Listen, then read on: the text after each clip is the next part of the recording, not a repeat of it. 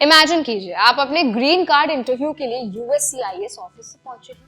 पूरा परिवार साथ है, कागज तैयार है, आखिरकार स्टेटस ठीक होने का एक बड़ा कदम है। लेकिन इंटरव्यू रूम के अंदर आपकी जिंदगी अचानक पलट जाती है, क्योंकि कई लोगों के साथ ऐसा हो रहा है कि वो इंटरव्यू के बाद बाहर नहीं निकल रहे, बल्कि आईएस एजेंट्स उन्हें वहीं से हिरासत में ले जा रहे हैं। ये चीज सुनने में जितनी डरावनी लगती है, उतना ही इसका असर उन लोगों पर पड़ रहा है जो सालों से अमेरिका में रह रहे हैं, काम कर रहे हैं, परिवार बना चुके हैं। इस वीडियो में हम समझेंगे गिरफ्तारियां क्यों हो रही हैं, किन लोगों पर लागू हो रही है, इस पूरी स्थिति से माइग्रेंट कम्युनिटीज कैसे इंपैक्ट हो रही है और खासकर अमेरिका में रहने वाले इंडियंस को किन बातों का ध्यान रखना है। तो चलिए फिर जल्दी से वीडियो को शुरू कर देते हैं। Hi, my name is Varsha Dubey and watching NBT take.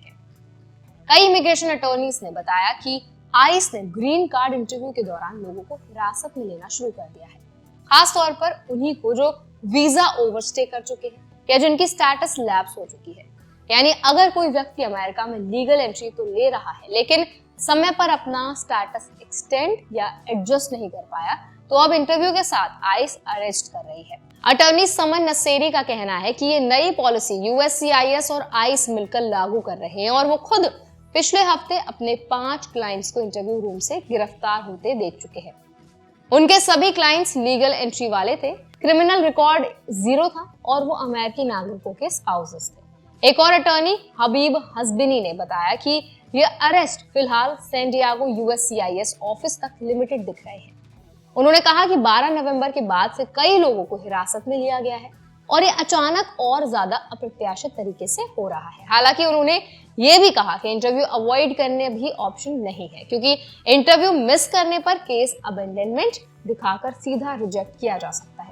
सबसे परेशान करने वाली बातें रिपोर्ट्स में हैं, जिनमें बताया गया है कि आईस एजेंट्स इंटरव्यू रूम में घुसकर लोगों को उनके स्पाउस और बच्चों के सामने अरेस्ट कर रहे हैं। हाल ही के ऑफिशियल रिपोर्ट्स के अनुसार कुछ मामलों में 3 मास्क पहने हुए आईस एजेंट्स ने लोगों को हैंडकफ किया और फॉर्मल आईडी दिखाने की जगह एक क्यूआर कोड दिखाया। एक मामले में तो एक हाई रिस्क प्रेगनेंसी वाली महिला को हिरासत में लिया और रिपोर्टेडली एजेंट्स ने उनके 6 मंथ ओल्ड बच्चे को उनकी बाहों से निकाल दिया। इन घटनाओं ने कई फैमिलीज को झकझोर दिया है, क्योंकि ये वही लोग हैं जो स्टैंडर्ड ग्रीन कार्ड प्रोसेस के तहत लीगल तरीके से अपना स्टेटस ठीक कराने आए थे। आईस का कहना है कि वो फेडरल इमिग्रेशन लॉज को एनफोर्स करने के लिए ड्यूटी बाउंड है और कोई भी व्यक्ति जो आउट ऑफ स्टेटस है, चाहे यूएससीआईएस ऑफिस में ही क्यों ना हो, उससे डिटेंशन का सामना करना पड़ सकता है।